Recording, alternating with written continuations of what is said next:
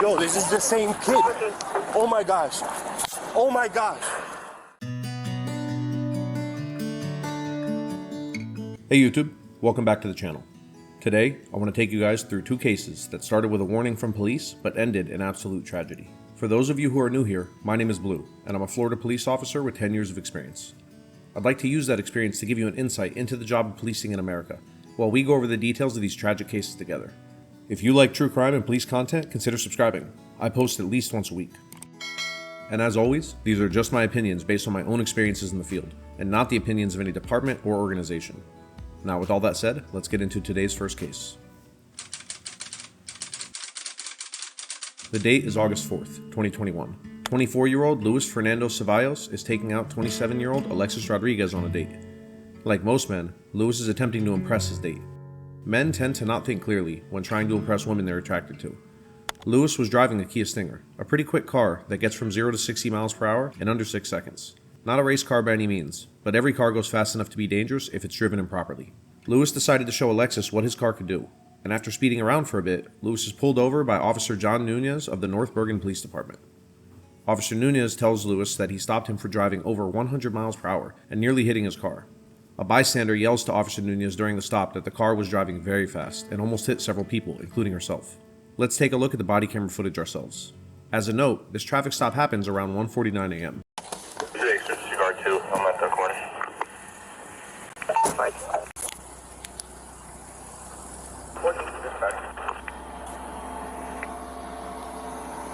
You can shut the car off and give me your license, registration, and insurance, please.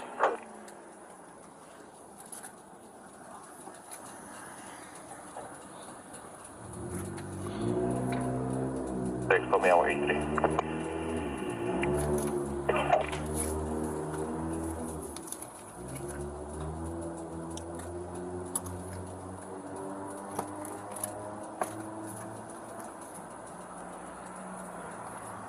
Just gotta let you know everything's being audio video recorded, right?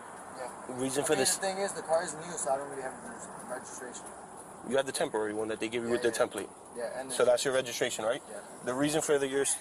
That kid was speeding so bad, he almost hit another kid in a bike. I know. That's why I stopped him. another You almost hit me too. Ma'am, that's why I stopped him. Have a nice night, okay? Thank you. Yeah, that's why I'm stopping you for reckless driving, careless driving, speeding, and the lights you ran, okay? You were doing at least 100 on Kennedy Boulevard. All right, man? You almost struck my car because I was making a right turn. All right? You don't have a driver's license? I do. I mean, I have that for now. I'm still waiting for the new one to come in. Okay, but do you have a driver's license? Yeah, I do. You sure? Yeah. Okay.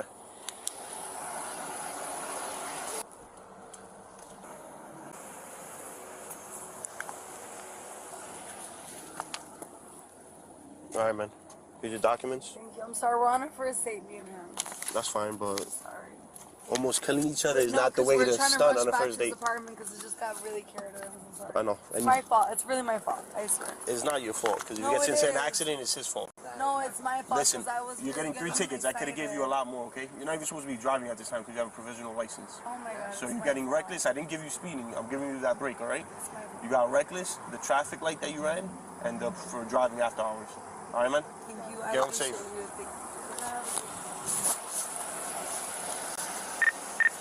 So we hear the reasons the officer pulled Luis over, and the bystanders that are very clearly upset by Luis's driving. While this night will end tragically, it could have ended in tragedy for this bystander, this unknown person on a bike, or even the officer himself, who says he was nearly hit by Luis. Then we hear Alexis talking about how this is their first date, even trying to apologize to officers, stating that this is her fault because she wanted to get home. We then hear Officer Nunez tell Luis that despite his driving, he is cutting him a break. This officer would give Luis 3 tickets, one for reckless driving, one for running a red light, and one for driving outside of hours on a restricted license. I imagine that last one means that Luis has what in Florida is known as a learner's permit, which has restrictions on the hours one can drive. In either case, Luis is grateful. He could very well have gone to jail for this. You see, in Florida, reckless driving is a criminal offense, and you can be arrested for it. Let's take a look at what reckless driving is. Here's the Florida state statute for reckless driving, and it reads as follows. Any person who drives any vehicle in a willful or wanton disregard for the safety of persons or property is guilty of reckless driving. And in New Jersey, it reads like this. A person who drives a vehicle heedlessly, in willful or wanton disregard of the rights or safety of others, in a manner so as to endanger, or be likely to endanger, a person or property, shall be guilty of reckless driving. As you can see, both statutes, and this is true for most states, leave this intentionally vague. That's because there are many different actions and combinations thereof that can be considered reckless driving. Now, as a training officer, I know that many of the officers I personally trained believe that there need to be 3 traffic violations in a row in order to justify reckless driving. But as we can see, that is not true. Any driving pattern that is done willfully and with wanton disregard for other drivers, persons, or property is guilty of this crime, as Lewis 100% was. Now, why didn't the officer take him to jail? Well, despite what the media tells you and what many people believe, 99% of police officers do not actually want to take people to jail. We often have to take people to jail despite our best efforts, and I'd really like to do a video soon showing several examples of that. But let's imagine you're the officer here. You stop someone for reckless driving. It's easy to be mad or upset with the driver from the beginning of the traffic stop, but this officer keeps his composure. He finds out that the kid is trying to impress a first date, but he seems to have already decided that he isn't arresting him by that point. Now, this is a misdemeanor, meaning that in most states, the officer has discretion on whether or not to take Lewis to jail, especially considering this is a traffic crime. In this case, he wants to cut Lewis a break and just give him a few tickets, with the lesson hopefully being learned and Lewis slowing down his reckless driving. That's how 90% of traffic stops go, and a lot of those don't even end with tickets but with warnings. And that's the goal. Not arrests or tickets, but to educate and enforce safe driving practices. Many of us would slow down after getting stopped for this, but as we soon see, Lewis did not. At 2:02 a.m., Lewis drives away. At approximately 2:13 a.m., 11 minutes after the traffic stop ended, an officer with the same department, Jessica Toro, responded to the scene of a traffic crash with injuries involving a tractor-trailer on Route 19 and 36th Street. Officer Nunez responded too, and upon arriving, saw the same Kia that he had just let go minutes before. Let's go back to the body camera footage and see his reaction to this grim realization.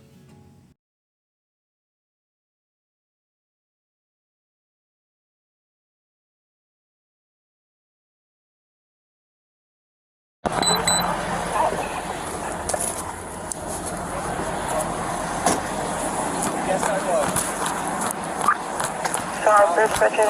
Yo, this is the same kid. Oh my gosh. Oh my gosh. 6-1. Paramedics are needed. We're gonna need a crash team, sir. Huh? Crash team, we need a crash team. That's the same car I just had. Fatal. We're gonna need a crash team. 6-1. We need a crash team. God. Yo, guys, you gotta step back. Guys, gotta step back. Guys, gotta come back. Sorry, guys. It's an investigation at this point. That's the freedom. Medics and rec. Turn that car back, make them go back that way. We gotta shut down 1 and 9 completely. We gotta shut it down. They make them go back that way. Your truck's gonna be here for a long time. All right, man? That's fine. No problem. Car 7, it will be going out with those units. Oh my God. Oh my God. 7. What an absolutely tragic outcome. So let's talk about it. The officer arrives on scene and realizes this car is the same one that he just let go. Just as quickly, he determines that this crash was a fatal one, and begins to immediately set aside his initial shock and grief to begin calling for what in my area is the traffic homicide team, while he begins to secure the scene and remove bystanders and potential witnesses to the crash. Traffic homicide investigators are officers who are very highly trained in reconstructing traffic accidents. Using certain formulas, they are able to find out how a crash occurred and how fast the vehicle was traveling before the crash. They are normally only used in crashes involving serious bodily injury or death, as these investigations take hours to do, and are used to determine if criminal charges are warranted. You'll notice no one appears to make life-saving efforts on scene or remove anybody from the vehicle. That's likely because Lewis and Alexis suffered obviously fatal injuries, something commonly referred to in our profession as injuries not compatible with life. But once he got control of the scene, we begin to see the gravity of the situation take its toll on Officer Nunez. As we see, Officer Nunez appears to be in a state of near shock. As other officers respond and are told that this is the car that he just stopped, we can see that this is weighing heavily on Officer Nunez. I can promise you this, he is experiencing a rush of different emotions right now. Regret, that if he arrested Lewis, they would still be alive. Anger, at Lewis for continuing to speed and drive recklessly, something that cost Lewis and his young date Alexis their lives. And disbelief, that he was looking at the mutilated remains of the 2 young adults he had just spoken to minutes before. Now let me make this clear, this officer is not at fault for this. Yes, had he taken Lewis to jail, or just towed the car, they likely would not have been involved in this crash. But that's what we call Monday morning quarterbacking in police work. making judgments from the 2020 perspective of hindsight. Officer Nunez acted beyond reasonably and still conducted enforcement by citing Lewis for his driving, and even warned them about his driving. Unfortunately, Lewis's driving would eventually have gotten him or someone else killed eventually, and it doesn't seem like he cared enough to stop.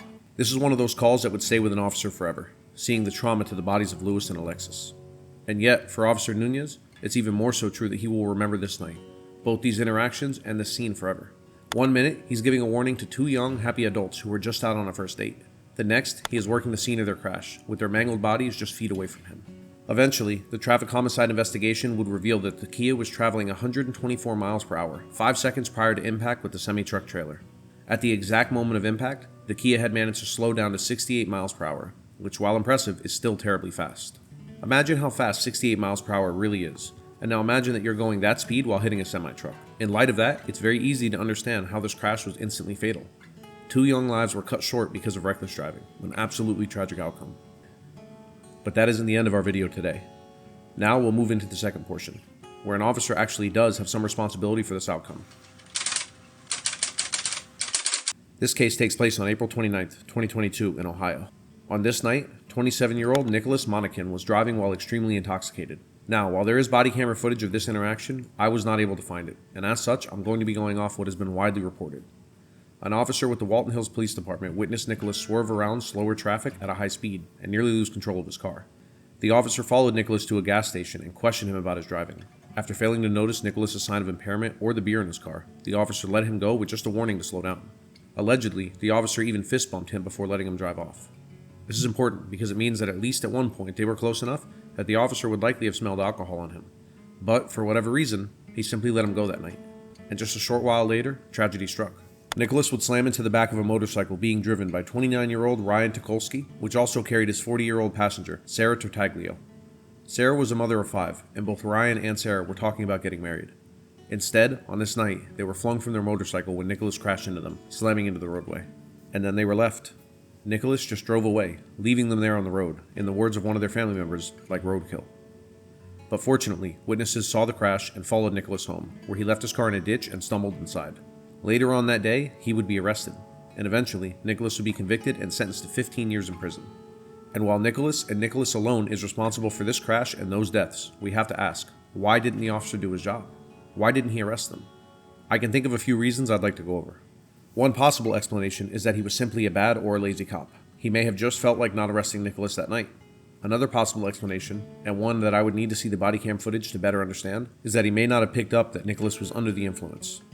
That is possible, but remember, Nicholas had cocaine and marijuana in his system, and also a blood test showed he was nearly double the legal limit for his blood alcohol. It's just beyond reason that he would have not noticed a sign of impairment, especially considering what he witnessed that prompted him to even stop Nicholas in the first place. And a third and final option, one that those outside of police work may not understand. This officer may not have wanted to make the arrest due to the ongoing mass scrutiny police would feel nationwide after the George Floyd riots. Here's an example of what I mean.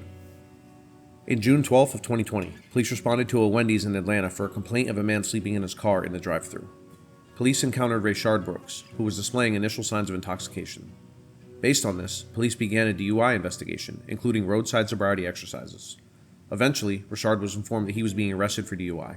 Rayshard stole an officer's taser and ran away on foot. While officers gave chase, Rayshard turned and fired the taser at the officers. This is considered lethal force, as a taser can completely incapacitate an officer. This is backed up by state law, federal law, and case law. The officers correctly responded by firing their guns at Brooks, which ultimately killed him. They did the right thing. They did their jobs, and they were fired the next day. Shortly after that, they were charged with over 10 counts, one of those being murder. They were dragged through the mud for over a year, and the Wendy's location itself was burned down to the ground by rioters. And this is far from the only example of this, which goes back much further than the time of George Floyd, but really came to a head just after. Tell me, would you do your job in those circumstances? How many days would you go to work and keep doing your job, with that as a possibility hanging over your head? That being said, I don't think this entirely is the reason, if it is at all, for why this officer did not arrest Nicholas. He still stopped and spoke to Nicholas, which was just as risky if you were worried about what I just explained. So here's a final possibility, one that I have seen theorized repeatedly online, but that I haven't been able to verify at all. And that is that maybe the officer knew Nicholas in some way and cut him a break. Without knowing that or seeing the body camera footage, I'm forced to just speculate. Now, in either event, Nicholas's actions, and by extension, the inaction of the officer, led to the deaths of two people who were just about to begin their lives together. The tragedy is immense, and no matter the reason, the family will have to live with their loss every single day. And for better or worse, just think of this. The courts value the lives of Ryan and Sarah at just 15 years of Nicholas's life. In 15 years, he'll be out. In 15 years, Ryan and Sarah will still be in the grave. But that's going to bring us to the end of today's video, guys. Tell me what you thought about it, and on the second case, what do you guys think was the reason he let Nicholas go? Leave it in the comments and we'll have a discussion. Also, if you have any cases or topics you'd like me to cover, leave them in the comments as well. I always try my best to take and respond to suggestions. If you're new here and you enjoyed the video, consider subscribing. But if you don't, you're still welcome here all the same. And as always, guys, stay safe and stay tuned.